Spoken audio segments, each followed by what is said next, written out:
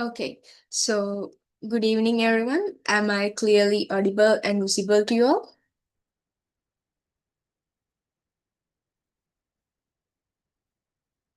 Yes. Yes, all right. Okay, thank you. So, very good evening, everyone. Right, so warm welcoming you all to JMC vLearning. So, after almost about 6 months of dedication from all your end, right now you are almost 2 to 3 days closer to the final milestone of this journey of yours, right? So, you studied too much throughout the 6 months of period for this final examination, right? So, as an extra support from our end as well, right, we have decided to go through this final revision and paper discussion session for you all. And today, so we would be discussing the pilot paper for the subject of DTI, which is under your stage 2 syllabus, right? So, as few of the objectives of this today's session, I was expecting to go through few of the questions which is there from your syllabus, and as well as to give you an idea on how you should answer and those techniques and all those things, and give to you an idea on the few common mistakes that you would be usually doing, right? And as well as to make sure that you are having the proper level of confidence to face the final exam and get the maximum result of yours. Okay, so that would be the bunch of objectives which we are having for this session, right? So stay tuned throughout the session and wait till the end so you can clarify all your doubts, your questions, those things that you might have had throughout the previous months which we went through. Okay, so before starting this session, right, I just wanted to ask a question. So, are you guys aware of the paper structure that you have? So you might have gone through the stage 1 as well. So I hope you might have a slight idea on the paper structure which you have for the exam. And if I just give you a slight idea on that section as well. So when it comes to your examination, right, for the stage 2, including DTI subject as well. So usually the paper structure is going to be something like this. So you have 3 hours and 15 minutes in order to write the paper. So 15 minutes going to be your reading time, right? Which start off with 8:45 onwards. And then from 9 o'clock onwards, they are letting you the chance to write the paper till 12, which is going to be a 3 hour section. And in during those 3 hours section, you have to go through your complete paper and give your best in the paper. So when it comes to that 3 hours of time, you are supposed to be answering three specific sections in that, right? As section A, section B, and as well as section C. So that is how this structure goes. And this section A is going to be a section which is going to be scoring 25 marks, right? A deeper breakdown for this would be given in the next few slides. And then as well as this section B would be a 50-mark question, right? So there would be 5 questions, 10 marks each. And as well as there would be 25-mark question, which is going to be the section C. So that would be the structure which is there in your exam paper. And with the proper amount of practice throughout the next 3 days, right, you can tackle this thing easily at your exam, right? So this 3 hours of time is more than enough for you to answer the questions, right? So we could be focusing on how you should allocate the time for those questions and all those things as well, right? So today, what we are going to be focusing on, so when it comes to this section, today we will be focusing on mainly, so as you all know, after the year of 2020 to 2025, the syllabus got changed. Right, from 2025 onwards, 2030, you are going to be facing the very first examination from the new syllabus, which is there. Right, so there was a change with the syllabus, and as well as earlier it used to be ISD, now it is going to be DTI. Earlier there was 5 lessons, but now you have 6 to tackle on. So, as the very first people who are going to be facing the examination in this new syllabus, right, you have they have released this pilot paper in their website as well. You can get it. So I'm expecting to discuss it with you today in this session. So based on the lessons that you have in this new syllabus, how the marks would be allocating throughout the sections would be something like this. So as you all know, you have 6 lessons to be focused. So out of those 6 lessons that you have to focus on, from the first lesson, there would be around 10 marks being allocated. From the second lesson, around 20 marks out of 100. And then third lesson, 25, fourth, 15, fifth, 15, and then once again, 6, 15. So that is how this weightage is being distributed among the lessons that you have. So with considering all those percentages and as well as with the syllabus change that occurred, they have released this pilot paper that we would be starting to discuss now. So you all have the ability to go to the site and download it from there. And there are a few other additions in this presentation as well, which I'm expecting to share with you all. Okay. So without further ado, let's start off with the question paper. Right. So when it comes to this question paper, I told you have 3 sections. Right. So first, this section A, which you have. So out of the 3 sections, the section A is going to be objective type questions. That means you have to select like an exact correct answer. And from that, from question number 1.1 till question number 1.10, they are having MCQ questions. That means they would be giving you 4 answers. You have to select the best one, best option from there. So for each of those questions, you would be receiving 2 marks per question, right? So in total, it would be 20 marks. And for the balance 5 questions, there's going to be true or false questions. So it would be 1 mark each, right? That is how this section A goes. So based on my understanding and my knowledge, right? So as per the time allocation for this section A, I would mainly recommend to you to take around at least bare minimum of 30 minutes for this section A. So you have 3 hours, right? For your paper, right? At least take out of 30 minutes and finish off these 15 questions. So you can take 2 minutes per question and finish it off, right? For section A. And then you are having this section B, which is going to be mainly 5 questions. Okay, it is going to be 5 questions. So for those questions, it would be 10 mark each questions, right? So where you can take around 10 to 15 minutes per question, right? So you have 5 questions, so you can take around 10 to 15 minutes each, right? So it is going to be about 60 to 75 minutes in total, right? So now almost out of those 3 hours that you have from the writing section, right, you have gone for around 1 hour and 30 minutes. And this section C is actually the crucial part which you have to handle in this examination paper. Even though it is mentioned as crucial, it's all about the things which you have in the syllabus itself. But the thing is, you have to just think and write, and always you have to make sure that your answer is in line with the description which they are giving. Right? So in this section, you can just take around at least 40 to 50 minutes if you can. Just take up until an hour or else, right? So you can just think and easily draft it, right? So in total, it is going to be around 2.5 hours, right? So you have about 45 minutes remaining as well. So based on my recommendation, you can allocate the time like this and tackle your exam paper. But that is something that you can do during the examination, right? So if you all are ready, now we can start off with the discussion of the pilot paper. Right, I told you you can just access this pilot paper from the website itself, download it from there. So you can just move on with the questions along with me.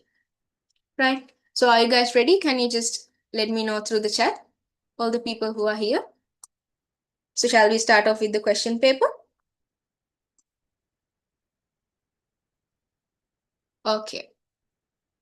Then, so here you have the basic instructions at first, right?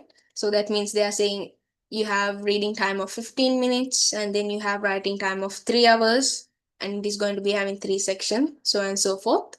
Right? The pass mark is going to be 50. Those basic instructions are there in the first page. And now it is the questions. Okay, so as I mentioned, this question 1 or else the section A is going to be objective type questions where there would be 15 sub questions. So out of them, the very first one.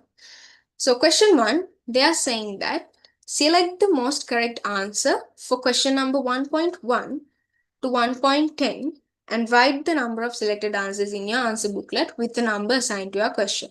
So you have to take these answers to your answer booklet and go through them. So question number 1.1, here they are saying that which one of the following best describes the function of an enterprise resource planning system? So when it comes to this ERP or else this enterprise resource planning systems, right, this is a content which we got the chance to discuss in the chapter 3, right? So if you can remember, in chapter 3, we discussed by saying usually these ERPs means a shared database which is we are having to control all the functions of an organization. Simply that is what we mentioned as an enterprise resource planning system. So here in this question, they are asking what would be best describing this ERP systems. So when it comes to this enterprise resource planning system, you all know we mentioned it is going to be like, so usually business organizations have various types of functions to handle within them. So they have finance, they have admin facilities, they have human resource, all those things. So earlier days, they had this issue of having those things separately. So as a solution for keeping those things separately, people introduced these ERP systems.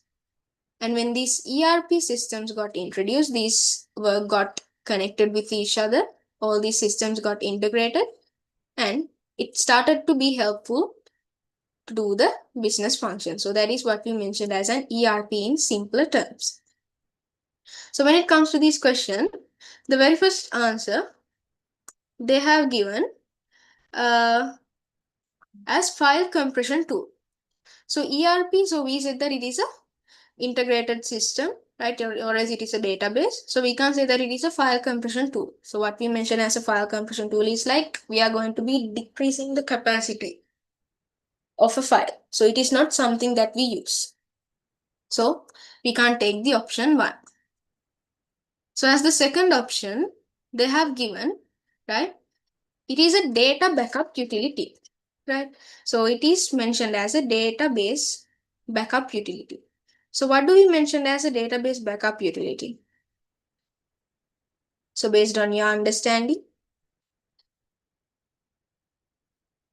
So when it comes to this backup utilities, that means it is like an option which is there to back up the data. So we discussed in a situation of like right? Yeah, it is a storage, right? So what we mention as this database backup utility is like a facility which is available, right? In order to have a copy of our data. It is a software or as a tool to create a copy of our data. So ERP is not something like that. So we can't even consider about this option number 2. But as the option number 3, they have given integrated business process management system, right? So in third one, they are saying it has a integrated business process management system, right?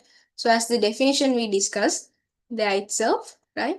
ERP is a integrated information system which helps organization coordinate all of its business function. So as the answer for our very first question, we can concern this third option of business process management system. So is it an antivirus software? No, antivirus software means, right, we are going to be, they are working against those virus attacks which could be there. So we can't consider fourth answer as well. So as the first answer for the first question, we can consider integrated business process management system. That is the answer. So in the second question, they are asking which one of the following is a primary benefit of using BI tools within a business organization, right? So it was also in the third lesson itself, right? We discussed there was a concept so-called business intelligence and data analysis, right? In the third lesson itself, we discuss it, this business intelligence concept, right? So simply what we mentioned as this business intelligence concept is, it is like tools or else technologies which we are using to collect, integrate, analyze, and present these raw data, right? So in the third lesson itself, we discussed this business intelligence used to be this tools and technologies which we use to collect those data. So in this question, what they are mainly asking here is that which one of the following is a benefit of this, right? So we discussed about bunch of benefits of this business intelligence system. As few of them, we had as the very first one, fast and better decision making, right? And then we said that it is also beneficial to improve the business's process efficiencies, right? And as well as it is supportive to increase the operational efficiency. And if there's any kind of new revenue opportunities to identify those things as well, we use this business intelligence. And then for competitive advantages, as well as to identify those market trends, right? So especially from time to time, to identify trends and to identify the business problems. So those are the 7 main benefits which we had in the business intelligence system. So out of the answers which we have here, was it a real-time system hacking? It wasn't, right? It wasn't even an automatic tax filing system, but it was an improved decision making through data insights, right? But it wasn't a reducing electricity consumption in server, right? So as the answer for the second question as well, we can consider option 3. Then we had this question, the third one, which of the following layers in IT infrastructure typically handles data storage and retrieval, right? So when it comes to the second lesson as well, we discussed about different infrastructures which is related, right? So out of those layers and out of those infrastructures, they are asking which of these are used to handle this data storage and retrieval. So the first answer is going to be the application layer. So usually when it comes to this IT infrastructure, which means those shared resources which we have, what we mention as this application layer is, it is the layer which is supportive to run those logical activities, right? So they are the ones who are going to be providing the services for the users. They are the ones who are going to be running the logical applications, right? But it is not going to be storing the data, right? So we can't consider this answer. Then as a second option, they have given the data layer, which is going to be the correct answer because those data storage activities, data retrieval activities, and as well as the management activities which is regarding data is mainly done through this data layer, right? So we can consider that as the answer. So as the third layer, they have given this interface layer as the answer, right? So when it comes to this interface layer, actually speaking, it is mainly there, right, to provide the interface for the user. That means, we are working with these computers, those screens, menus, those buttons, that interface is given through this interface layer, and as well as they are the ones who are displaying the information for the users, right? So we can't consider about this as well. So the last one is control layer. So it is the one who is handling those communication among these different layers, in the infrastructure. That communication part is handled by this control layer. So we can't take that either. So as the answer of the question, we can consider data layer, right? So for 1.3, the answer is going to be option number 2. Right. So next, we are going on to the fourth question, right? So which is going to be about the legal regulations. So in the fourth lesson as well as in the sixth lesson, we had the chance to discuss about these regulations, right? So few of the same things were repeated in the both lessons as well. So here they are asking a question like this, which is going to be, which one of the following legal regulations is primarily concerned with personal data protection in Sri Lanka? Right. So we had many regulations with regarding uh, various things, right? So when it comes to the chapter 4, we discussed about few, and once again in chapter 6. So out of them, they are asking the one which is concerned for personal data protection. So when it comes to these regulations, laws, and all of those international standards which you had, right? If you just take a look here, right? So if you just take like a slight look here in this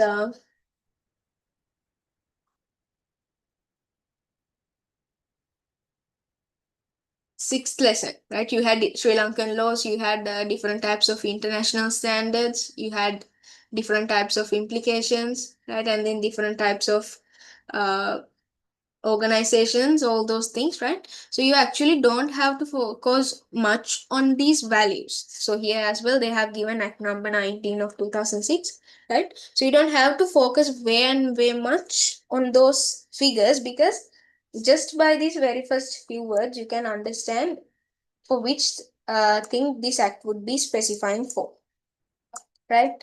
So just like that, you can easily get the answer, right?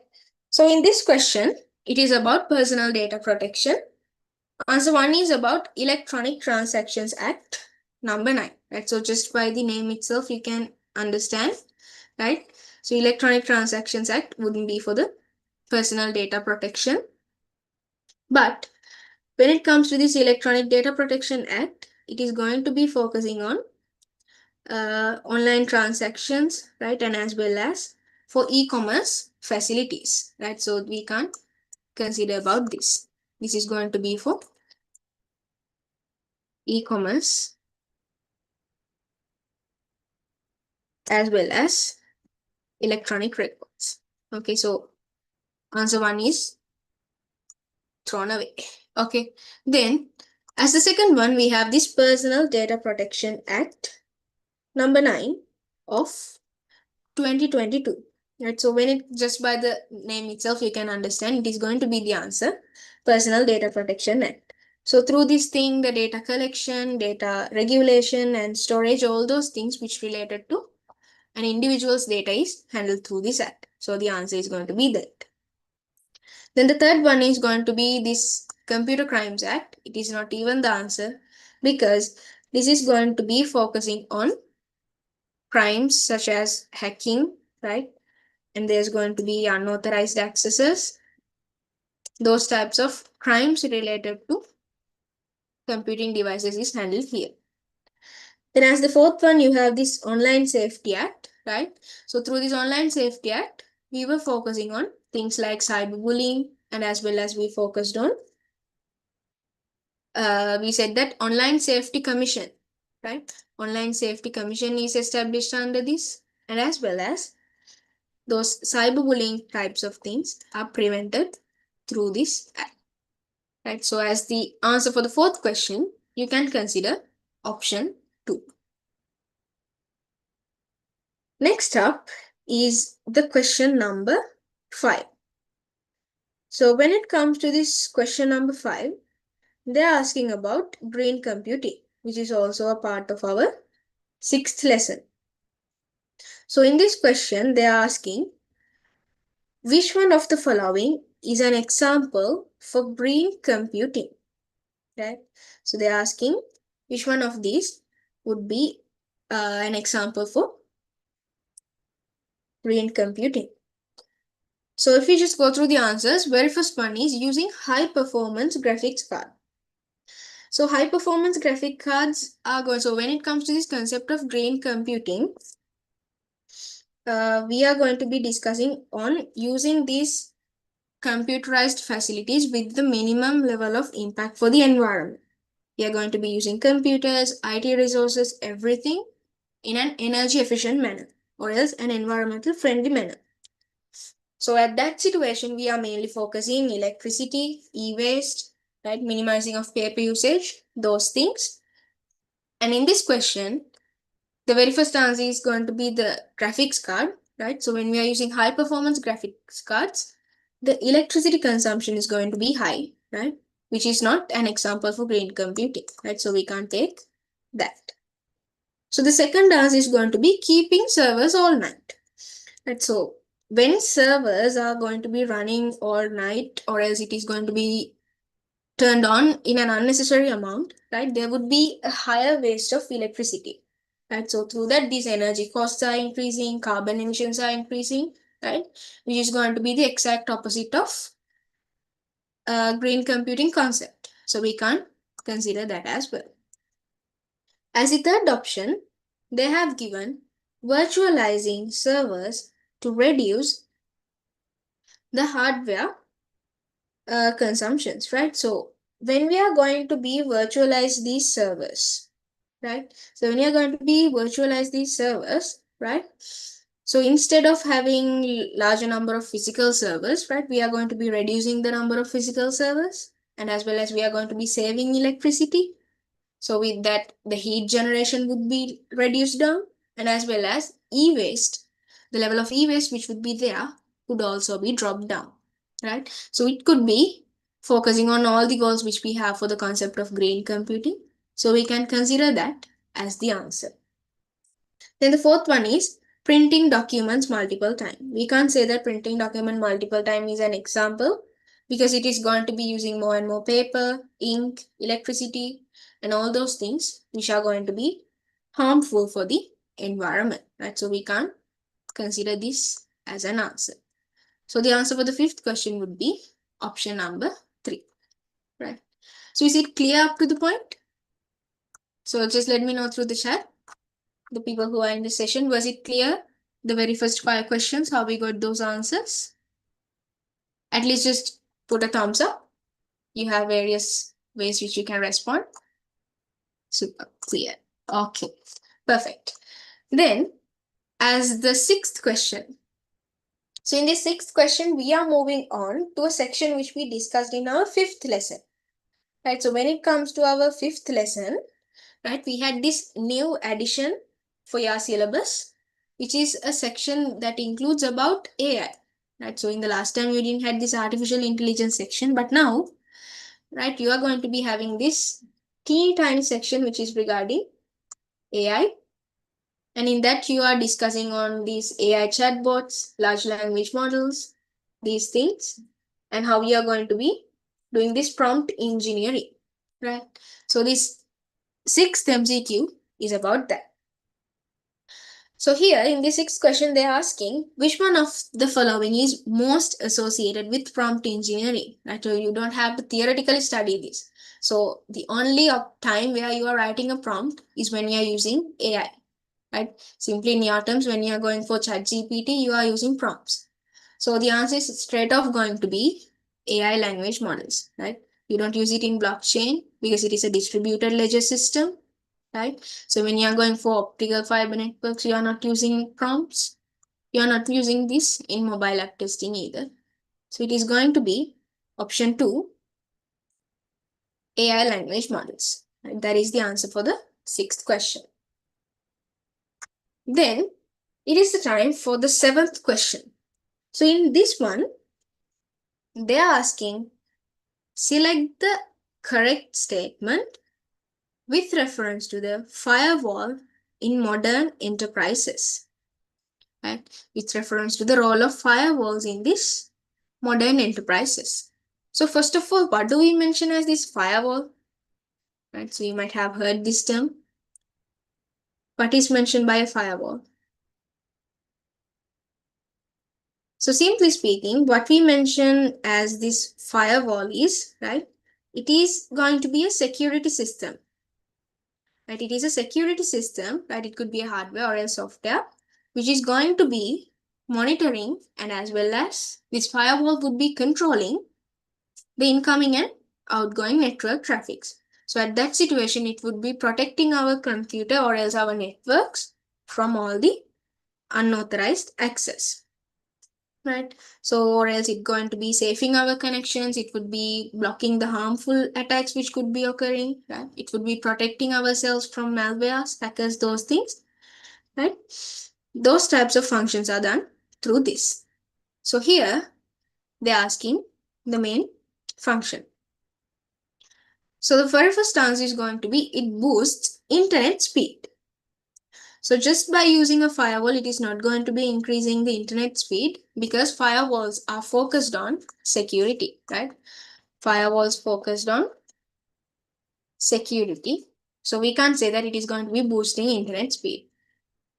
The second one is it is preventing spam emails. So blocking spam emails is not done by these firewalls, right? It is going to be for email filters, or else it would be a function of anti-spam software, right? So we can't say blocking spam emails either. Third answer is going to be acting as a barrier in between trusted and as well as untrusted networks. Right? So as the third option, they are saying that acting as a barrier in between. Because actually speaking, that is the correct answer because it is the barrier in between those two because they are going to be monitoring what is entering, what is leaving, and as well as the other accesses which is there. So we can consider this one as the answer. Increasing database processing speed is not related to this, right? So we can't consider that. So as the answer for the seventh one, it is option 3. Then we have the question 1.8, right, where we are discussing about the databases, right, in your second lesson, if I'm not mistaken, right? Yes. So in your second lesson, we discussed about these database related context, right? So there we got the chance to go through these basic concepts, the examples, the structures which is there, languages, the things which we consider, those things, right? So this MCQ question is from that section which we went through. So here they are asking which one of the following key factor in selecting a database system for an organization use. When we are selecting this for an organization, what are the things we consider? So when we are using a database or selecting one, do we have to consider about employees? Not really, right? So that is not an answer. Amount of physical office space. So if you are using a system, do we have to be focused on the physical office? No, we can't consider that. But data accuracy and security requirements should be there. So whatever the solution which we are bringing to the organization, which is reference to technology, we have to be considering about the accuracy and security, which is the answer. The location of the internet service provider is not related. This should be considered when you are going to select an internet connectivity. So the answer would be option 3. Then 1.9, consider the following factors in relation to cyber security. You have phishing, you have ransomware, and as well as you have system debugging. Right? Of the above common cybersecurity threats in organization are, right? So in the fourth lesson, we focused on the vulnerabilities, right, which would be simply the weaknesses, and as well as the threats, which would be there for organizations. So here they are asking which one of these would be the threats. So the first one is phishing. So what do we mention as phishing? So we mentioned that phishing is going to be a type of a cyber attack where these attackers would be coming through these fake emails, or else there could be fake messages. It could be from websites where they are going to be tricking people to reveal their sensitive information. And that is what we mentioned as phishing. It tricks people to reveal sensitive information, right? So that is actually an external threat. So we can consider it as a cybersecurity threat. Second one is ransomware. And so when it comes to this ransomware, right, where they are going to be encrypting, right? So we discussed they are going to be changing the readable formats into unreadable formats, right? They are going to be encrypting data, and they are going to be asking for payment to restore, right? So this is also an external threat. This could be also done by an external party. So it is a cybersecurity threat as well. Third option is system debugging. So system debugging means we are going to be finding, right? And as well as we are going to be fixing errors in softwares, right? So we can't say that as a cybersecurity threat. So A and B are cybersecurity threats. As the answer of question number 9, we can go for option 1. Then as the last MCQ question, they're asking about something from the first lesson, right? Uh, so they're asking of high quality information, characteristics of high quality information, right? So in the first lesson, we discussed there are a bunch of qualities which we expect in a quality information, such as understandable, relevant, complete, available, reliable, concise, right? There are 8. So out of those 8, they're asking out of the one which they have given in the options, which one would be the uh, correct characteristics. So the very first one is relevancy, right? Yes, relevancy should be there, right? So we should only have the required and the relevant information when we are taking a decision. Having unnecessary information wouldn't be doing the job. So we have to have the relevant required decisions to the decision. So we have to have the relevancy. Second one is timely. Yes, it should be timely, because if you're going to be taking a decision in your life, right? So when you are taking the decision, you have to have it, right? Earlier to take the decision, having it wouldn't be doing the job. And after you take the decision, if you have the information, then it will be supportive as well, right? So it should be timely. Excessive volume is not correct, right? It should be concise. That means it should be just in the required amount. So we can't take this one. Since A and B are the two characteristics, we can take the answer as 3, right? So those are the 10 MCQ questions which is there in this pilot paper. So was it clear to you all? Any questions up to now? Just let me know through the chat if it is clear, or else just put a thumbs up. Do a reaction at least, so we can move on.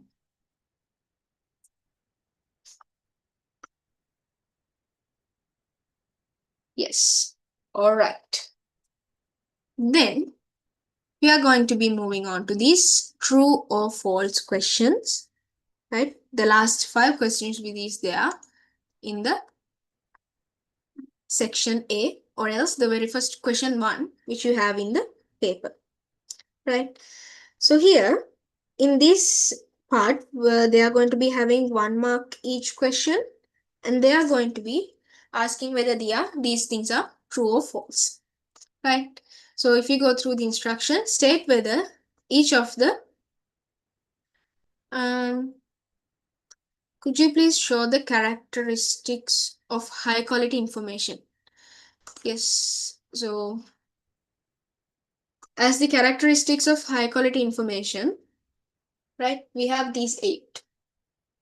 Okay. So as the characteristics of high quality information, right, these are the 8 things which, so this is the topic, right? So these are the 8 that you have: understandable, relevant, complete, available, reliable, concise, timely, and cost effective.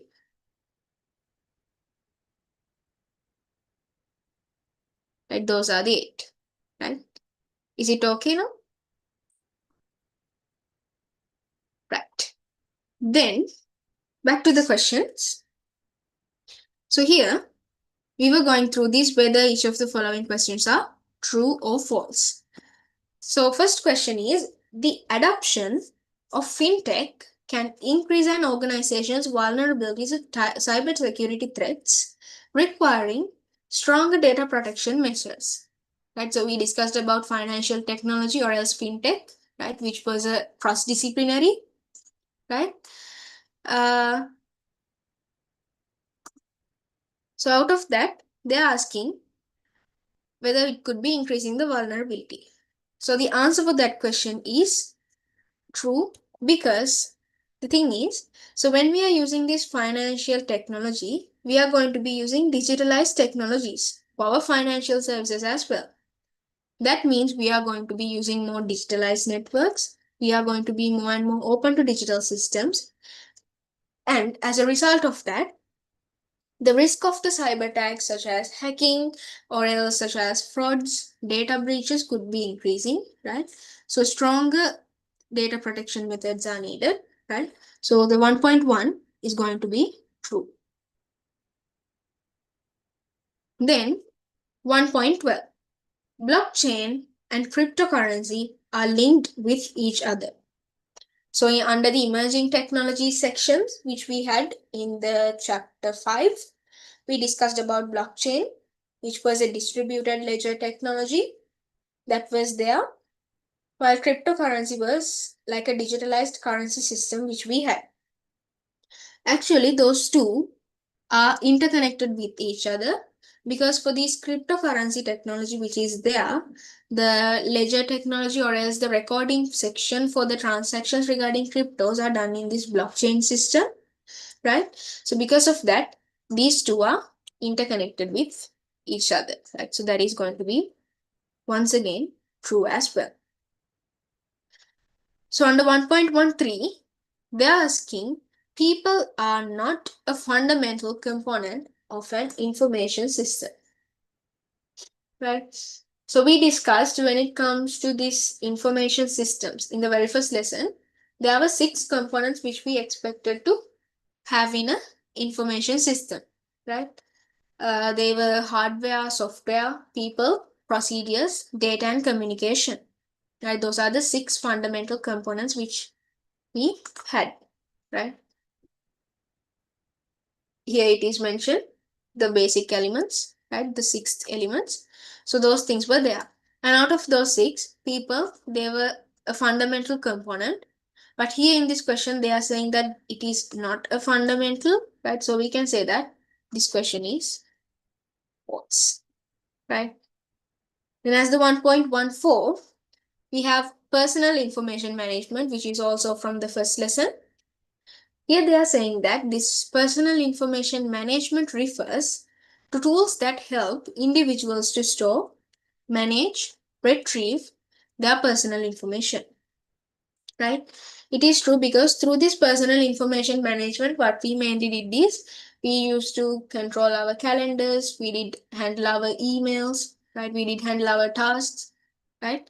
So handling of all of those, our basic data and information was done through this personal information management, right? So these 8 areas were focused under this.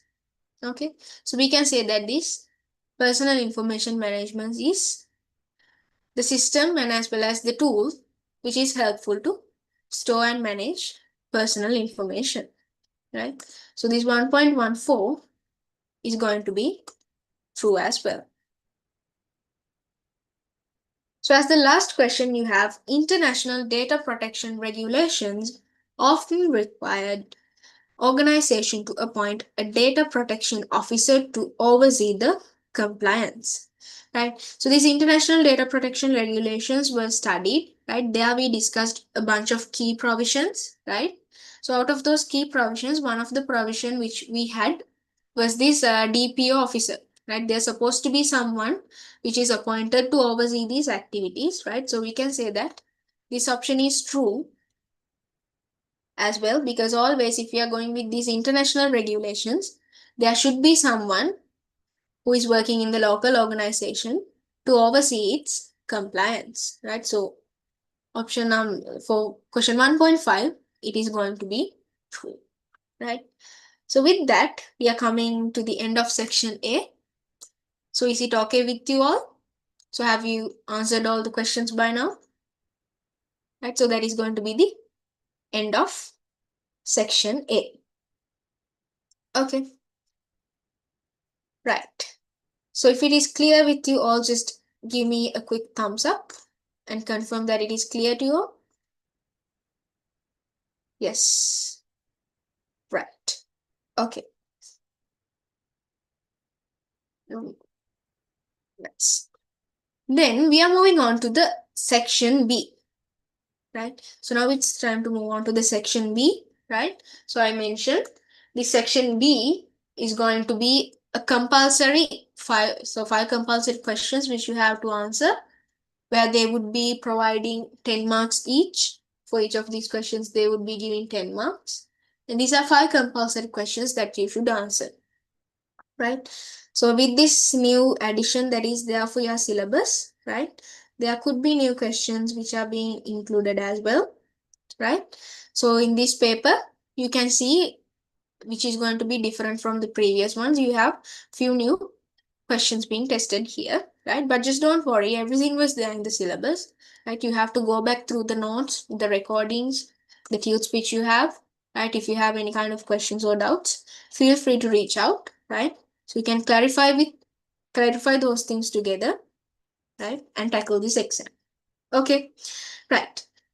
Then we can move on to the question 2. So when it comes to this section B, I told you you have to take around 10 to 15 minutes maximum when you're answering, but so you can handle with the rest of the questions as well. Okay, right. So here in this question 2, they are saying that there's an organization named Lankan Threads, which is a growing fashion and a retail business who is having both physical stores and online presence as well. And also, they are going to be planning to adopt cloud-based information system to manage inventory, customer data, and sales analytics. The management team is unsure about the IT infrastructure components that they should consider and the potential implications. So you are required to explain two key IT infrastructure components relevant to Sri Lankan trends, list 3 benefits of adapting to cloud-based information systems, 3 challenges that the organization would be facing when moving to the cloud infrastructure. Can any one of you guess from which lesson this question is from? Right? IT infrastructure is there, cloud-based informations are there, right? What is this lesson? Can any one of you guess? Yes, exactly. It is from chapter 2. Right. So when it comes to this question, they are asking about two IT infrastructure components. Okay, so based on your syllabus, we discussed about IT infrastructure components. There were 7, right? So out of those 7, you are capable to select, right? So these are the components which you had, right? So you had computer hardware platforms, you had operating systems, you had enterprise software applications, so on and so forth. Out of those 7, you are capable of selecting 2. And the most important thing is here they have given the question to explain, right? So if you move back to the question paper and see, they are asking to explain, right? So based on your action verb checklist, right? So if you are going to be explaining the question, right, you have to give out a proper clarification in a greater detail. Okay, so here they're asking to explain in this question, so you are supposed to be explaining it based on the way that they are requesting from you. Okay, so if you are going to be explaining it, this IT infrastructure, you are capable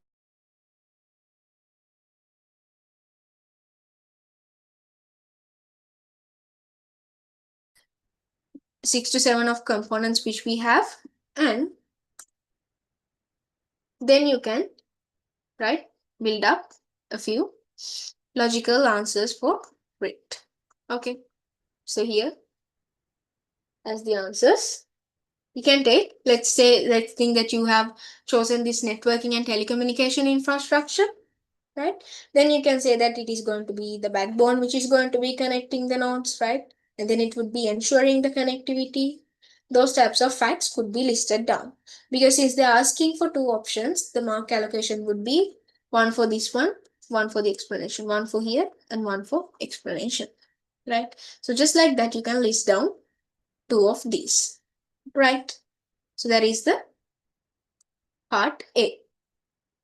Then as the part B option, they are asking about benefits of adapting to cloud-based information systems, right?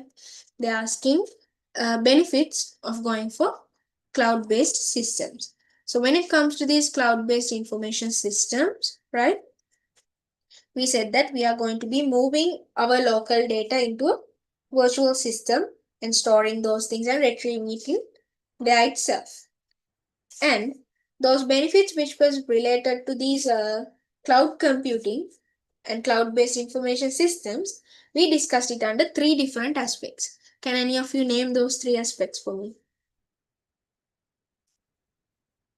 We discussed it under three different aspects, which meant as flexibility, right? Which meant as accessibility, and as well as which meant as strategic value. So out of those things, right, in those things we discussed another bunch of advantages. So from those things you can list down three. So few of those things which you can list down from there is going to be, right, you can consider about the scalability, right? So under efficiency you had this accessibility, and then you had the cost efficiency to be focused on, right? And as well as you had security, disaster recovery, all of those things, right? So from those things you are free to select main three of those options and provide the answer, right? So that is about it. Okay. Then as the next question, you are asking, identify three challenges that you may be facing when moving to cloud infrastructure, right? So when the organization is moving to the cloud computing, right, or else cloud infrastructure, the organization might have faced, right, bunch of issues, right? So here they are asking to name few of those issues which the organization would be facing when they are moving to them. So few of the issues that the organization might have to go through when they are focusing on moving on to this cloud computing infrastructure is, one thing is going to be cost, right? So usually organizations doesn't have the financial capability up to the fullest, right?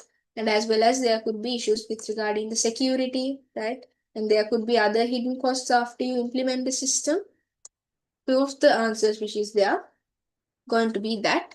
And especially there could even be issues regarding the security of data. Okay, so those are the issues which is there. You can name three out of them so that, right? So that is how this breakdown of question 2 occurred, right? Is it clear to you all? Are we okay with the question 2? Right? So that is about the question 2, right? Then next up, we are going to be moving on to the question 3, right? So in this question 3, right, they are asking about an enterprise named Smart Books, right? So here in this question, they are focusing on an enterprise named Smart Books. And in this small enterprise of Smart Books, they are going to be offering digitalized accounting services, right? They are providing these digital accounting services. And recently, this organization have experienced a phishing attack, right? In the MCQs we discussed, phishing means, right, an email or else a text message which is given for a person by convincing them to reveal their sensitive information. So here as well, this Smart Books organization had to go through this phishing attack. So here they are asking, the company is now reviewing the cybersecurity and privacy measures to prevent this issue, and you are required to identify common cybersecurity threats and then phishing attack that these SMEs like Smart Books should be aware of. Okay, so in this fourth lesson, we mainly focused on both threats and as well as vulnerabilities, right? That means weaknesses that could be there. So out of both of those threats and as well as weaknesses that could be there, right? We are supposed to be naming a bunch of threats that is going to be there for the organization. Okay, so if I just share the slide from the fourth lesson, right? As the threats of cybersecurity, we had listed down these. First one was malware, right? That means softwares like viruses, those things could be affecting this smart books organization, right? There could be viruses, there could be ransomware, those things would be there. You can't take phishing, right? Because they have already discussed it. Apart from that, there would be attacks from ransomwares where the attacker is going to be changing the data of the organization and asking for payments to restore the access. Right? Ransomware could be there. And then there would be denial of service attacks. That means your systems would be overloaded. And then the other people who need to access the system cannot actually access the system because of this overloading that has occurred. As well as there would be man in the middle attacks, right? That would be having an interception for the communication among two people. Then there would be SQL injections, that means for the databases. They would be injecting these SQL queries at that situation, right? Without the usernames, passwords, people either way can access the systems. And then you have zero-day exploits. And then insider threats will be there, advanced persistent threats, as well as social engineering. Right? So out of those 10 cybersecurity threats which are being focused in these two slides, you are free enough to select 4 out of them, except for phishing. Right? Without phishing, you can select any 4 of them and write as the answer for your question. Okay, so that is about part A. So if you list down 4 of those answers, right, you would be getting the chance to secure 4 marks out of the 100 marks which is there for your full question paper. Okay, so that is about that. Then in part B, you have explained 3 practical strategies that SmartBook can implement for the cyber security risks, right? So in this lesson itself, in this chapter 4 itself, right, we discussed there are a bunch of things which we can do, right, to mitigate ourselves from these cyber security risks, right? So when it comes to these strategies which could mitigate the cyber security risks was there in this lesson itself.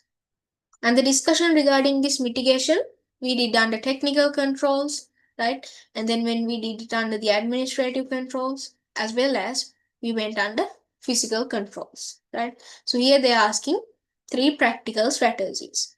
So under technical aspects, right? Under the technical things that the organization can do, right? They can go through the data encryption. That means they would be converting the normal data into a coded format, and at that situation it is going to be unreadable, right? So the cybersecurity could be uh, improved, and you can go through these strong authentications, right? So usually when you enter into your Google accounts, or else if you're logging into your accounts, right, usually they're asking for your username and passwords, right? Sometimes apart from the username and passwords, they're asking for fingerprints, phone codes, OTPs, right? And then sometimes it could be your face scanning. Those things are requested. So under strong authentication, you can go through strong two-factor authentication or else multi-factor authentication, either one of them. As well as you can go through strong passwords, right? So usually, right, when it comes to a password, people tend to put their entire birth certificate as the password, right? Which is actually not quite strong enough, right? So instead of using those type of thing, you can use random words, mix of numbers, all those things, and come up with the password. And then you can go through regular updates, right? Those are 4 technical controls. And from the administration aspect, those regular risk assessments, employee trainings, then you can develop an incident response plan. Those things could be done. Under physical aspects as well, right? You can go through these three. So if we just focus to the question, you have to you have to list out three of the things, right? So in answering, you can go like this. So for the part A, instead of fishing, you can name four of these. And for the part B, since they are asking to explain, right? So you saw here, right? They are asking to explain three strategies. That means 1 mark for the point, 1 mark for the explanation. That is how this 6 is broken down. Okay. So you can write answers like this. Okay. You can just write assume strong passwords, right? And then you can say, you can just come up with passwords which are difficult to guess, right? You can just add the second layer of security, and then you can provide employee awarenesses. Then you can install regular updates. Those types of answers could be explained as well, right? That is how it's done. Is it clear? Question 3. Any questions up to now? Just let me know real quick if you have any questions, doubts, or do you need any other support from this end? Just let me know real quick, at least through a reaction, please. Okay. So I just get responses from a little few people. Okay, so I just like to have response from all. Okay. Since you guys can't see me and I can't see you, right? So there's not going to be any kind of hard time, right? I can't even judge any of you. Okay. So you are free to respond based on your free will. Okay. So you can just let me know if it is clear. Okay. So if you have doubts, feel free. Just drop a text by saying it's not. Okay. Then we need to memorize all stuff. I won't be recommending to memorize each and every single point because there's actually quite a lot of points here. Okay, so if you just go through this presentation itself, right, from slide 32 till slide 39, it is about the improving of cybersecurity. But if you are capable enough of memorizing at least 3 out of technical and then 3 out of administrative and as well as these three, right? So if you can do something like that, or else if you can implement it practically and memorize it, it would be better.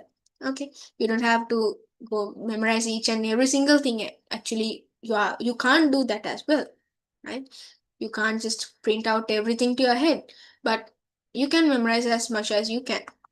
And this two-factor thing, this data encryption, and as well as this strong password, regular updates, those are practical things, right? So using a strong password is a practical thing which we do. Unintentionally, even we are doing that. Software updates, right?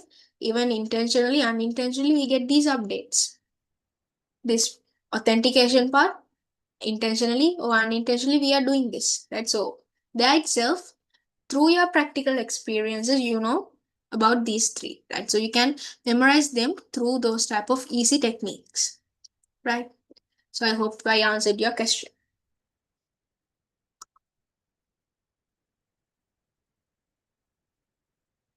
Can we write as point form? So instead of writing as point form, since they are asking as explanation, you can provide the point and then you have to give a slight explanation. The slight explanation, yes, you can break down to two facts, but always one point, main point should be there and the explanation should be there, right? That is how it is. Then question number 4. So when it comes to this question number 4, right? So here we are mainly focusing on to the chapter 3, right? When we say the term business intelligence itself, you can easily understand this is going to be chapter 3. So in this question, they are saying that a large distribution company has invested in business intelligence tools to improve its logistics and supply chain decision making. However, several managers are uncertain about how to effectively use the data insights. So you are required to explain how this business intelligence would be supportive for the decision making, and you have to identify 4 factors that influence the successful adoption of business intelligence within large scale organizations, right? So when it comes to yeah, chapter 3, okay, so we discussed about this business intelligence. So when we were discussing about this concept so called business intelligence, right, we said that uh, it is the type of technique which is implemented, right? We are going to be coming up with tools, we are coming up with techniques, and as well as we are going to be analyzing and presenting the business's data. But that is the main purpose of this uh, business intelligence. And as well as when it comes to this business intelligence, right, few of the key functions which we had is we are going to be collecting data, we would be analyzing the data, and we are going to be creating reports and dashboards, right? So that is what we simply did within this uh, business intelligence, right? So for this business intelligence, one technique which was used there is this data mining techniques, right? So there was the chance to use this data mining techniques where it was supporting in order to extract all the required information and all those things, right? We are going to be identifying the patterns, we are going to be designing the things, right? Those types of things were done there itself, right? And apart from that, when it comes to this business intelligence, right, uh, there are a bunch of benefits related to this decision making, business process, all those things, right? As well as we had 3 common issues which was there. That was this resistance to new system, data quality, and lack of understanding, right? So here in this question, they're asking how these benefits could be gained through this business intelligence system, right? So when we ask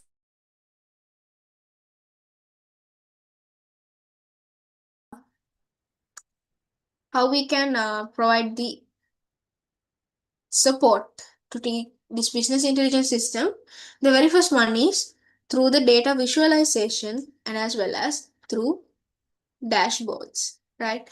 So the very first way that you can do is you can use this data visualization and as well as this dashboarding methods, because when we are going to be using these BI tools, right, the reason why we are using these BI tools is because our data is complex, right? So when we use these type of tools, we can easily provide it in visual formats. We can give it out as charts, we can give out as graphs, right? We can give out dashboards, those things, right?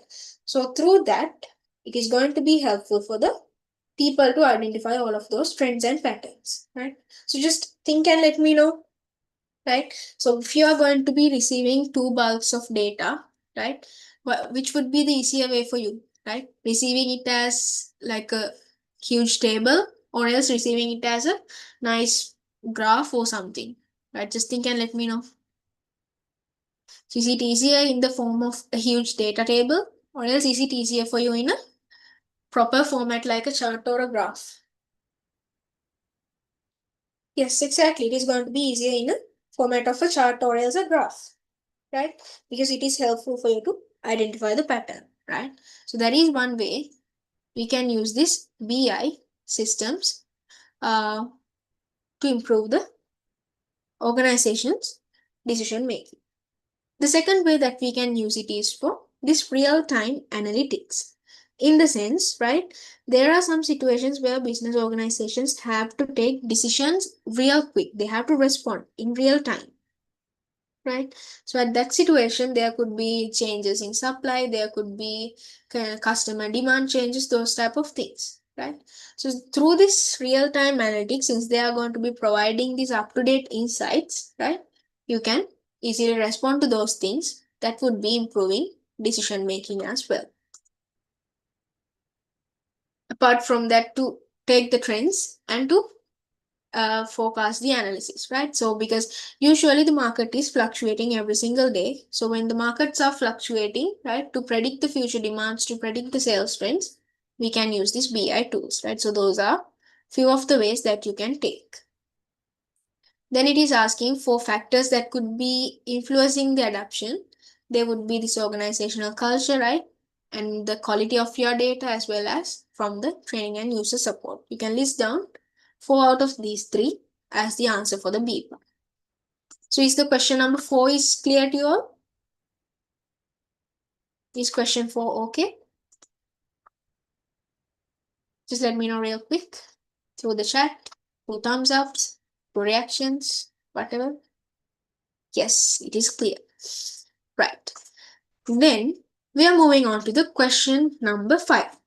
So when it comes to this question number 5, here they are asking a public higher education institution. So you have to relate this context to an educational institute. So here they are saying in this educational institution, right, they are planning to implement an ERP system. What did we mention as an ERP system? What was ERP? Can anyone of you remember? So it is there in the question itself, right? What is ERP? It is enterprise resource planning. So when it comes to this ERP system, right, it is the type of a system which is going to be unifying all the other business activities which is happening in-house, right? So the Vice Chancellor is concerned about the implementation challenges and potential resistance from academic and administrative staff. So you are going to be required to define the enterprise resource planning system, explain 2 benefits, identify 2 challenges, identify 2 ways to overcome the above. Okay, so when it comes to these sections, right, few you have to think and practically implement, because you can see in the question they are specifically asking to relate it to what? They are specifically asking to relate it to a higher educational institution, right? So here as well, higher educational institution, for higher educational institution, for higher educational institution. So at that situation, when you're selecting the answers, you have to be careful, because whatever the answer which is there should be written by relating to this. Okay, so that is how it should be done.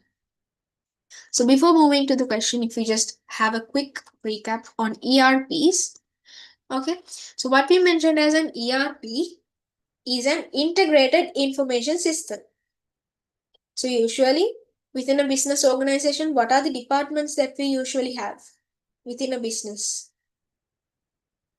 What are the departments which we usually have within a business organization? Just name me a few.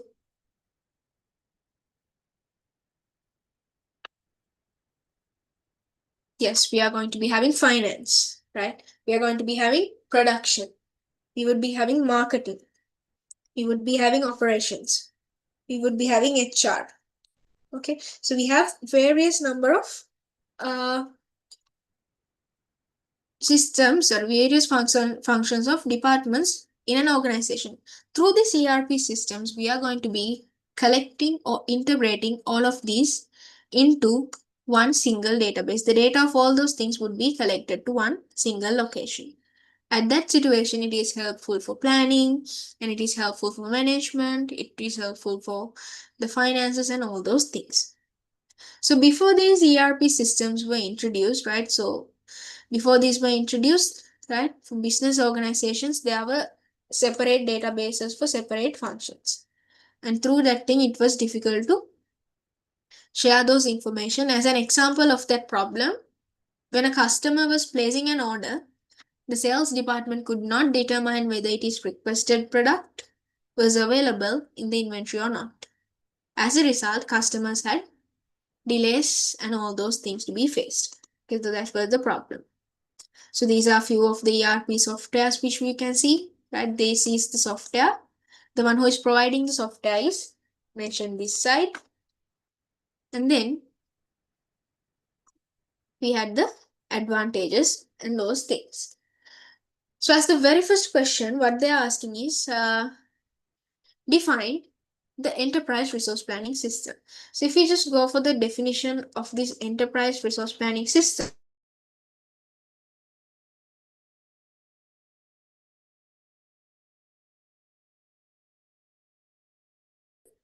information system which is going to be automating and unifying the business processes. That was the definition which is there.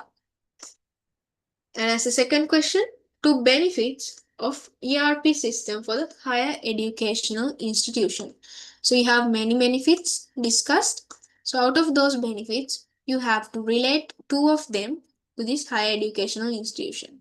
So few of those advantages which we had from this ERP, we have competitive advantages, we have process efficiency, we have accurate forecastings, we have collaboration from departments, we have scalable resources, and we have integrated information. Cost savings, streamlined processes, and those things. So if we are going to be relating it to these higher educational institutions which they are mentioning about, you can come up with easily process integration among all the departments, which is going to be easy, right? You can integrate the admissions, you can integrate the examinations, you can come up with the finance, all those things into a shared system, and through that thing it is going to be enabling the real time access of the institutional data. So that is one benefit that you can have. Now the other benefit that you can have is improved decision making. And under this improved decision making, you can consider, right, since you are going for real time reporting activities. So what are the three types of reports which we can generate from these systems? Can any of you name me those three? We discussed there are three types of reports which we can take from systems. What are those three? Could you please note them down for me real quick?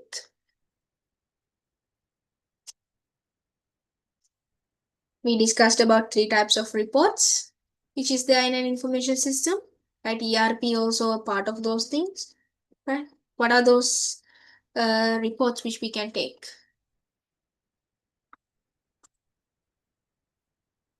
So the very first type of report which we can generate from these systems was scheduled ones, right?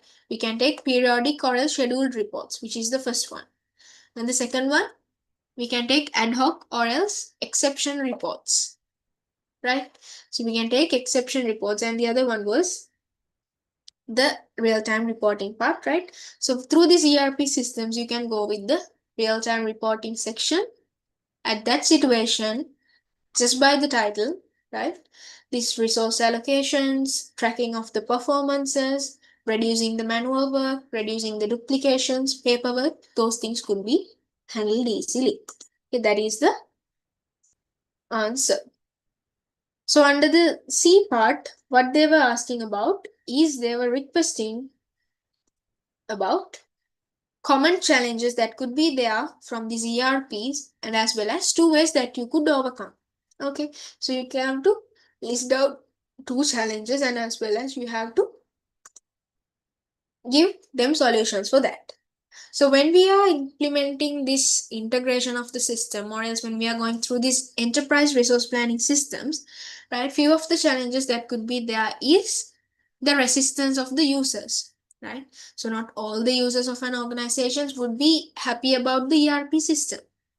Okay, so with the generation gap, with the skill gap, with the knowledge gap, all those things, people would be saying yes to the system, and as well as there would be a bunch of people who are saying no to the system as well, right? So just like that, the very first challenge that we can have is resistance to change by the academic. So this question, you have to strictly relate it to the higher educational center. They are mentioning it, right? They are mentioning it for quite few times to relate it to the, and so for quite few times they are mentioning that you have to relate it to the higher educational institute.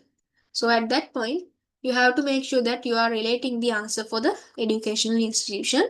So just like that, the resistance to change by academic and administrative staff may fear increased surveillance or job displacement.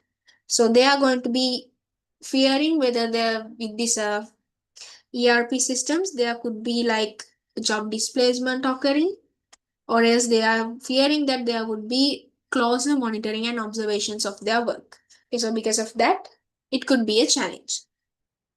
So as a solution for that challenge, if the people are fearing, if the people are not feeling okay with uh, the system, if the people are not feeling happy about the system, one thing that they can do is they can provide training programs. They can conduct training programs, and as well as they are capable of involving the staff in early design and rollout process. That means when you are building the ERP system, you can get the support from them. You can get their ideas, you can get their thoughts and include them as well. So through training programs and those things, the confidence of the people would be increasing by itself. So that is the very first challenge and the very first solution. So the second challenge which could be there is high initial costs and complexity of implementation. Usually when we are implementing an IT based solution, one issue which we mostly have is the cost. Okay. So I always mention 50% of people would be okay with the cost, but there could be the same amount who are not okay. Right. So the high initial costs as well as the complexity would be there. Right. And then as well as there would be an expensiveness, as well as there would be the requirement of knowledge as well as the skills of a person who knows the thing. So that would be another challenge itself. So as a solution providing for this challenge, the very first thing that you can come up with this, you have the ability to adapt into a phased rollout. Okay, so that means instead of implementing the complete system at once, you have the ability to implement the system gradually. You can deploy it in step by step, as well as you have the ability to come up with a cost benefit analysis. So you can just do the cost benefit calculation and see how positive this project would be. So through that as well, you can do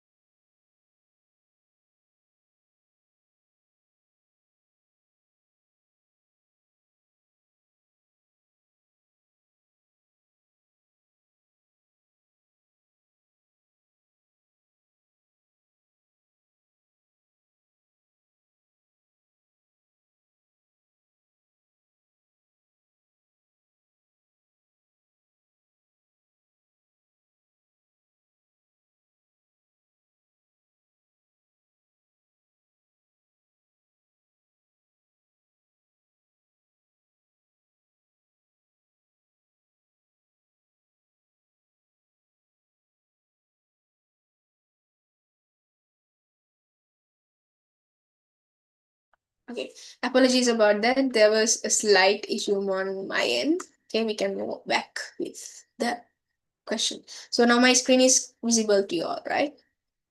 I hope it is. Yes. Okay, so where I was the third challenge. So when it comes to these challenges which would be there, the third challenge that you have is this data migration issues and moving data from legacy systems. What do we mention as the legacy system? Can any of you quickly let me know what we point out as a legacy system? What did we pointed out as a legacy system? So what we simply pointed out as a legacy system is the previous system which we had in use. Okay, so legacy system means that the previous system which we had in use. So when we are moving our data from the previous system to the new system, right, there could be issues when we are moving the data, and as well as there could be errors occurring when we are moving the data back and forth, right? So even when you are doing an accountancy calculation, writing the answer in the trial balance back again in the financial statement could be erroneous from your end. So in the same way, in these systems as well, when you are switching the data back and forth, issues would be there.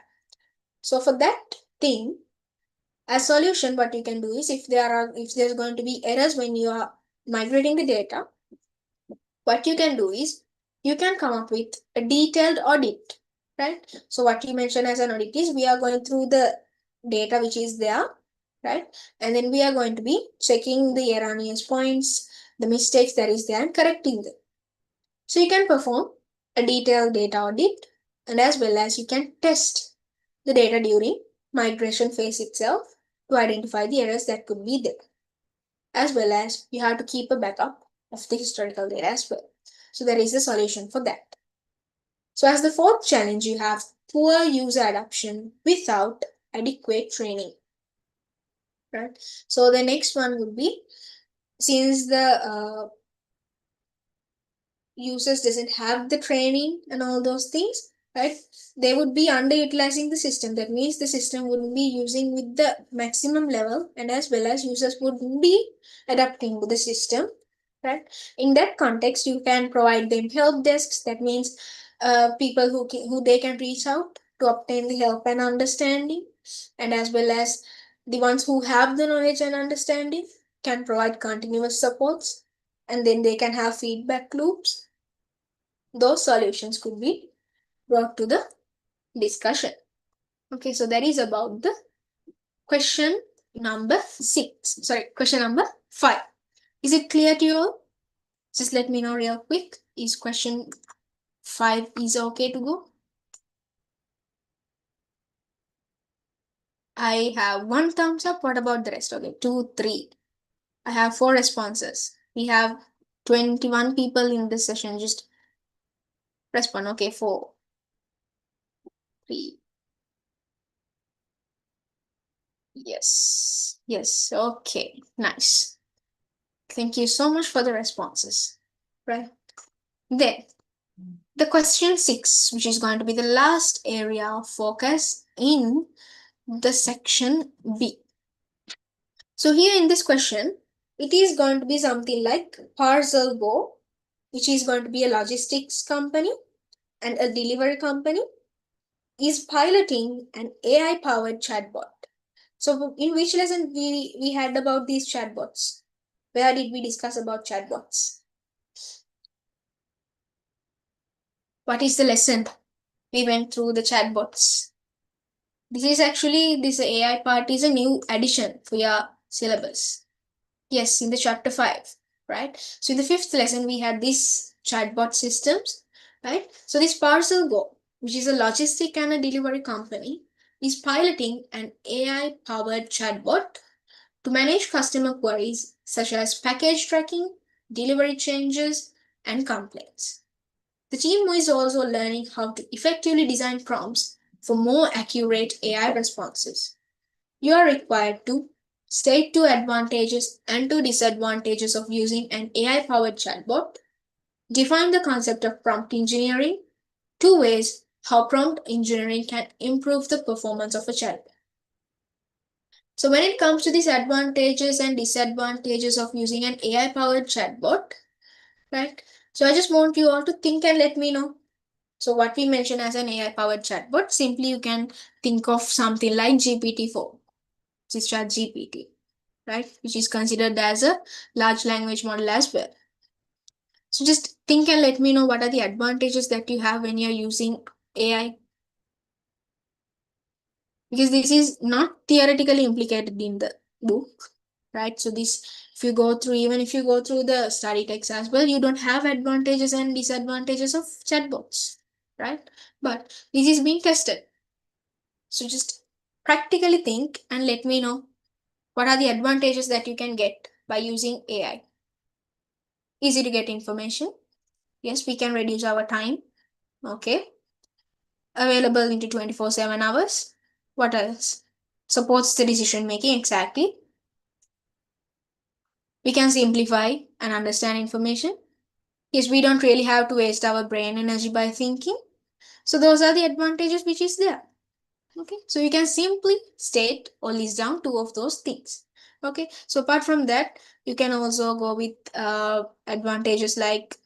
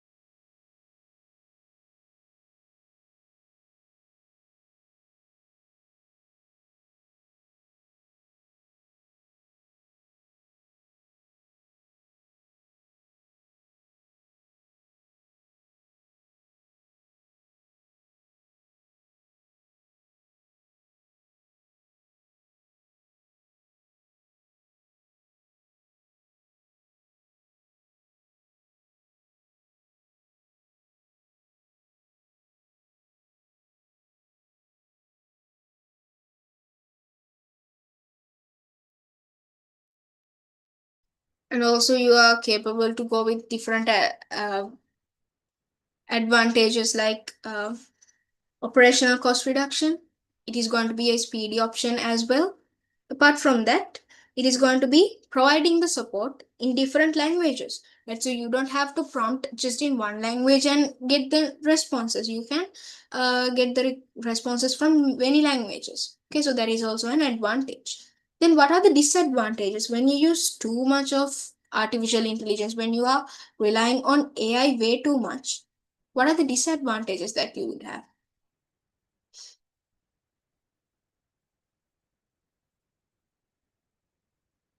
Not always correct, unreliable, lack of innovation. What else? Getting relying on AI, as well as it is going to be making mistakes as well. Because AI is not always correct. Exactly. We are losing logical thinking. Right. So through scientific things as through scientific researchers as well, they are stating that human human logical thinking capabilities are dropping down because of AI. Okay, so those types of issues are there. Yes, security issues could be there as well if you are revealing sensitive information. Okay, sometimes we tend to give out every single company secrets to the chatbot to generate an email. So at that situation, yes, security issues. Okay, so just like that, understanding is low. Sometimes they are not 100% understanding what you're saying. So understandability issues are there. So human empathy, right? So the feelings are not there. When it comes to AI, they don't have feelings. Okay, so there is also a disadvantage. The dependence, you are relying or else you are getting limited to those things. Those are the disadvantages. Then you have the prompt engineer. Define the concept of prompt engineering. Okay.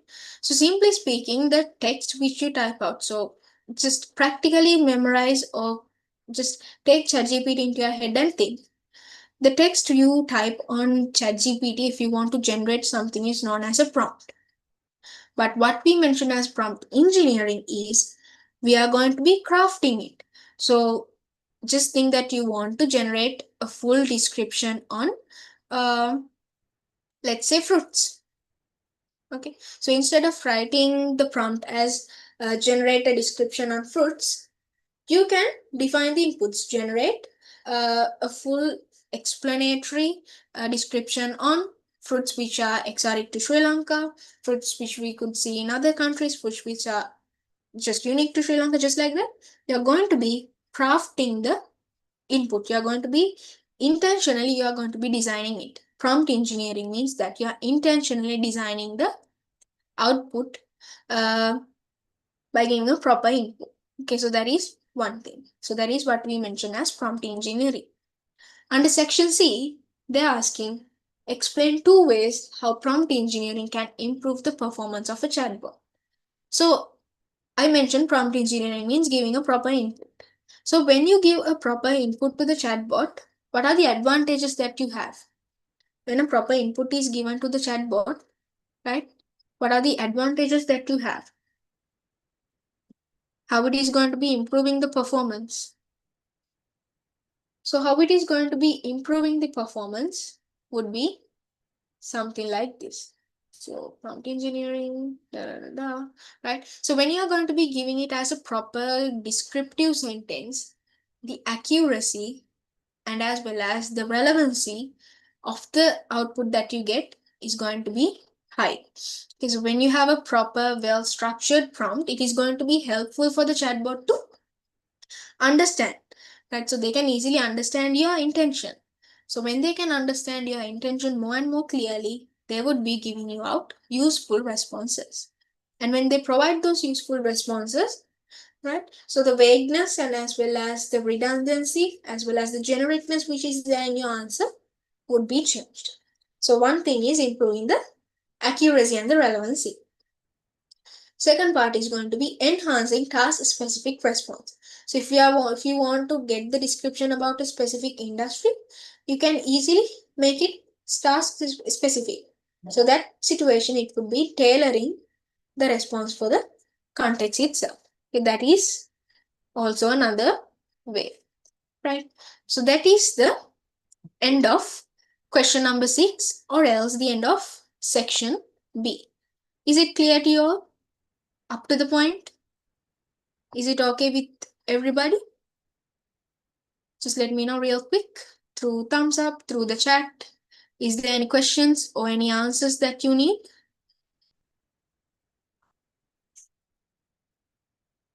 Okay, I got one question. Yes. What about the rest? I have one thumbs up.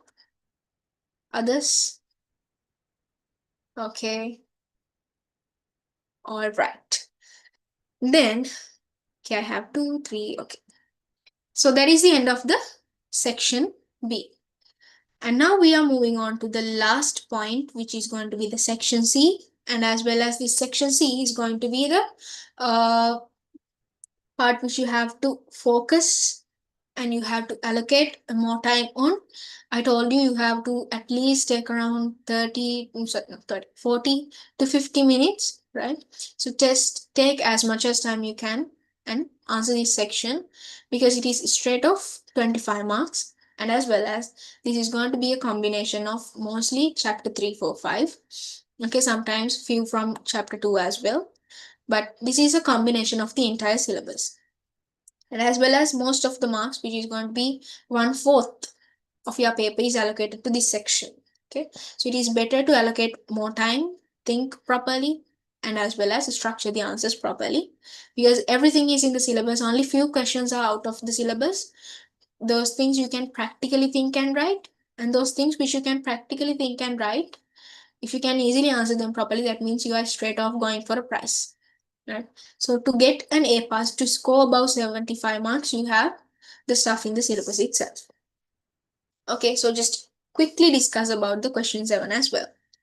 So when it comes to this question 7, they are saying that Sri Lanka Railways has initiated a nationwide digital transformation program aimed at modernizing its operations, improving passenger experience, and reducing operational inefficiencies. The initiative is going to be representing a significant shift from legacy system, and many of which are still paper-based or operate in silos across departments. Key components of this initiative is launching an integrated digital ticketing, implementing real-time train, adapting AI, moving operational data, those things. And however, this initiative faces significant challenges. That means concern from unions about job security, a growing need to safeguard passenger data and comply with PDPA, as well as ethical concerns about the facial recognition, Sri Lanka Railways leadership to adopt sustainable practices. Out of those things, they are asking to explain 3 key drivers that justifies this digital transformation. So when it comes to this digital transformation, we mentioned in the tutor itself, what we mention as digital transformation is for these physical systems which we have, we are going to be integrating digitalized systems. So when we are going to be integrating all of these digitalized systems, 3 drivers which would be there with reference to SLR, Sri Lanka Railways. Okay, one of those things would be operational efficiency, right? When you're going for this digital transformation, one driver would be this operational efficiency, because as you can see, they have mentioned they're expecting to move from this paper based ones, right? They are expecting to switch this. Okay, so one of the driver that they can obtain is going to be this operational efficiency. Okay, so they have the capability, they have the chance to go with operational efficiency, and through this operational efficiency, they have the ability to respond accurately, and as well as they can maintain, they can increase the level of speed, they can reduce the delays. Those things could be done. Okay, so as the key drivers, first one would be operational efficiency. That would be one. When you are using this digital transformation, you can increase the efficiency. The second driver would be, right, they have the ability to go through the cost management as well as the transparency. How they can go through this cost management and transparency? How they could be going through this cost management and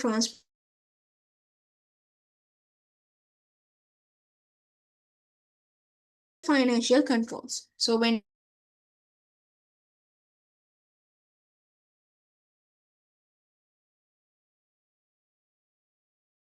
through that, this digital transformation would be driven forward. Yes, right? Labor costs, those things as well. The third one, so as the third one, we can concern about data driven decision making. Okay, so as the third driver, we can take data driven decision making, because this digitization is going to be helpful in using those artificial intelligence and analytics.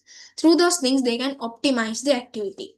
Okay, so as the three drivers of this digital transformation, we can go through these three. So in the part B, they're asking list 4 key factors that would be influencing in making decision for selecting reliable network and internet connectivity. Okay, so in which lesson did we concern about the internet connectivity? What was that lesson regarding the internet connectivity? Right, we discussed about the network connectivity options. What is that lesson?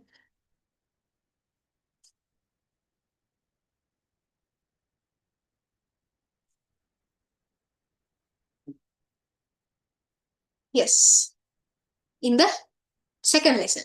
Okay, so in this, no, not the first one, not even the third one. It was the second lesson. In the second lesson, we discussed about internet connectivity, right?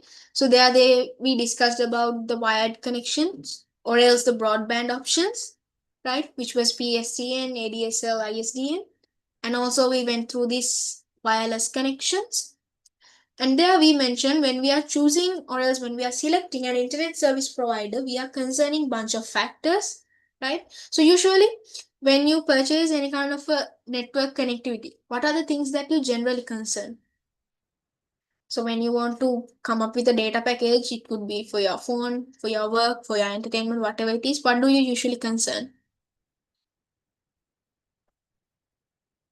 Yes, you are going to be considering about the speed.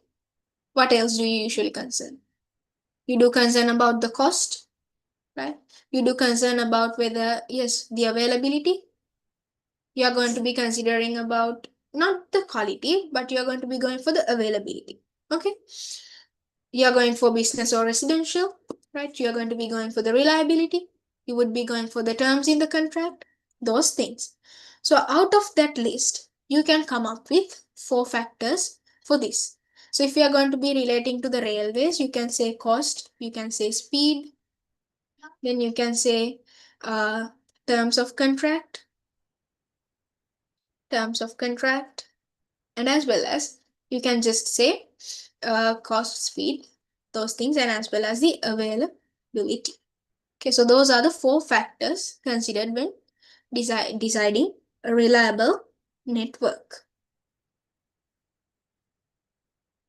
Then, as the next question, they're asking you have to come up with 3 ethical and social challenges with this transformation, especially focusing on workforce impact and digital surveillance and digital inclusion. So, when you're going to be going through this digital transformation, how it would be impacting ethically, socially for the workforce. They're asking about that.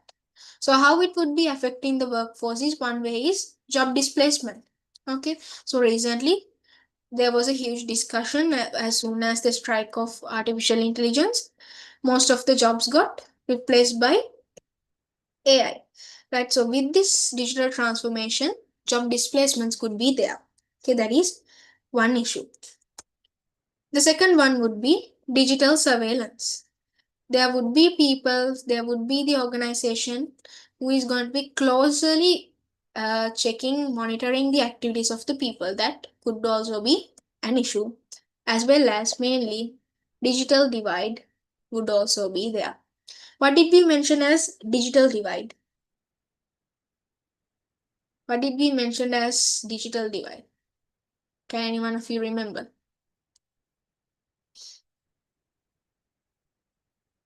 Okay, these three would be the ethical and social issues that would be there.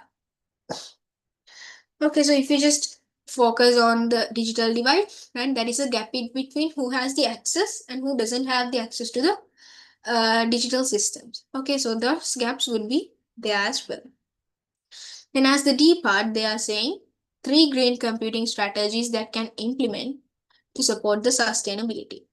They can go for what? They have the ability to go for cloud-based systems, right? They can store their data in the cloud and they can just go through energy minimizations and as well as physical infrastructure minimizations, which is one thing. As well as they can go for digital ticketing, right? So which is actually implementing in Sri Lanka now. That means instead of a physical ticket being printed digitally, paperless tickets are given. As well as they could be using energy efficiency devices, exactly. Paperless environments could be implemented, right? That is true. Okay, so just like that, you can go through three of the answers. First one would be adoption to cloud options, adoption to cloud options, right? Then they are capable of going for digital ticketing or else paperless environment, as well as they are completely capable for using energy efficient devices. Okay, so those types of options could be taken from the AI. So as the last question for today and as well as the last question of your pilot paper, they're asking three types of mobile computing devices that could be used by Sri Lanka Railways. So I want you to suggest. So in the lesson we discussed, right, in the chapter 2, we discussed a few of the mobile computing devices. So out of those devices which we discussed, what could be used by Sri Lanka Railways? Can any of you suggest me a few? What could be used by Sri Lanka Railways? Mobile computing devices. Just name me quick. Okay. One response. Yes, tablets. Yes, PDAs, personal digital assistants, notebooks. Exactly. What else? We discussed around 7 there. We can go for UMPCs. That means ultra mobile personal computers. We can go for them. And as well as they can go for laptops. Okay, so they have the ability to go for smartphones. Exactly. Right? So out of those mobile computing devices, you are free to name three. Okay, let's go with laptops. Let's go with PDS. Okay. And then we can go with notebooks. Right? Just like that, you can move on with three of the mobile computing devices. Okay, so if you just drop down all of these answers and responses in your question paper, you are capable of achieving the full marks via exam. Right, so that is how this works. So is it clear to you all, the section C? Hello, are you guys sleeping? Just let me know. Was this clear? Yes. So was any of the stuff which was tested out here was questionable? Was any of those things that was tested here were hard? No, right? So all of those were quite easy, quite simple, right? So if it wasn't there, right? So it was quite easy for you to understand because this is an accountancy qualification, right? So as a support for it, they are going to be including this smaller section of IT, right? So that is all about this DTI, right? So as an extra support from my end, okay, so this is the first question couldn't understand. Explain three key drivers. That's so. Rita, can you please specify me the question, please? Could you just drop me the question and specify it so I could respond to you?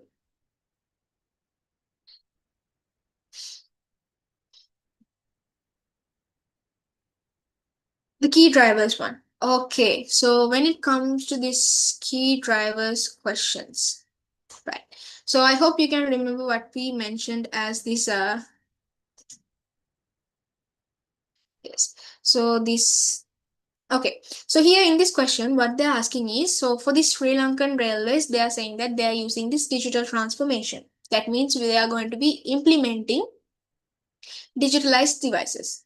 So if they are going to be implementing these cloud computing, AI, mobile, artificial intelligence, data analytics, all of those technologies, right?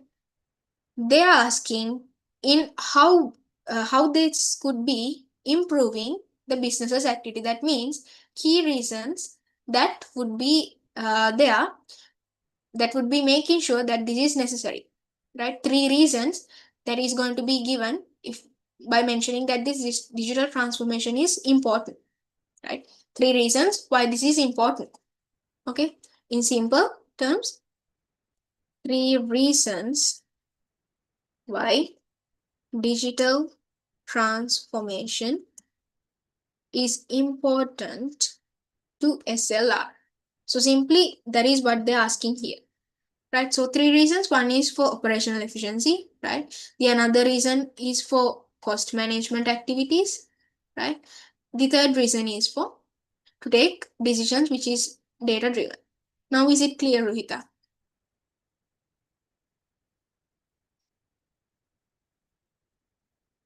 Yes or no? Yes. Okay. And with Dugar, you have asked, could you share this explanation paper into the group? Uh, okay, I'll just try sharing it. Yes. Okay. I can do that as well. Or else, if you have my contact number, just drop me a text so I could be sharing it to you privately as well. Okay. So apart from this question paper, which we discussed, right?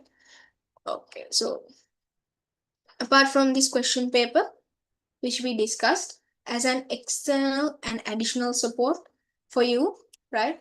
I just designed these five simpler mind maps. These things, these mind maps doesn't have like the extreme level, deeper explanations which I have given to you in the tudes, but as a summary note which you can keep in your hand at the examination and just quickly refer and recap the lessons, right? I have designed these five mind maps as well.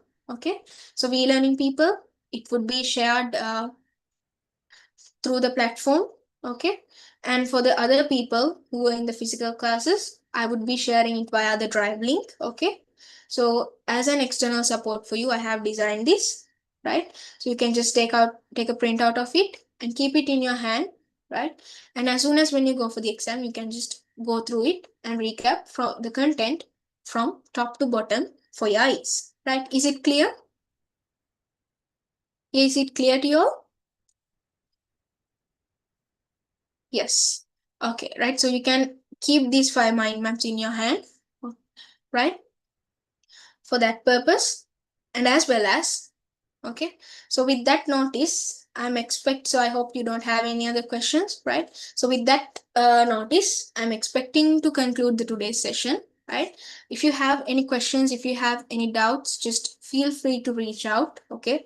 Either through the WhatsApp groups which you have, okay? You can just feel free to reach out and clear out your doubts because this is an effort of 6 months. So you only have to go through 3 more days for it and it is done forever. Okay.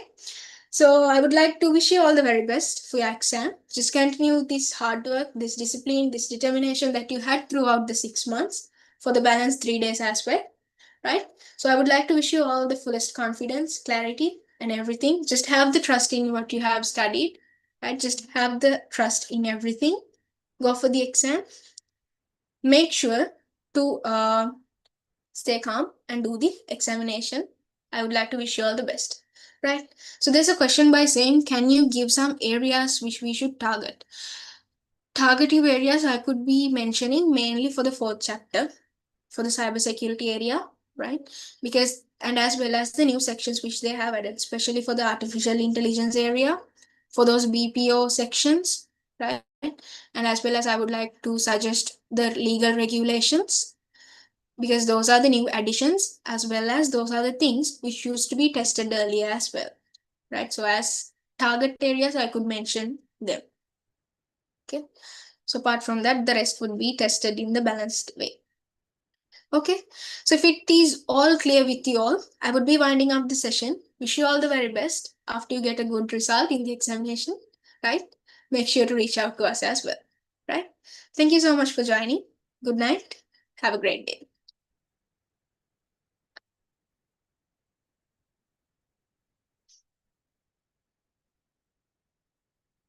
Thank you. Goodbye and good night. Bye.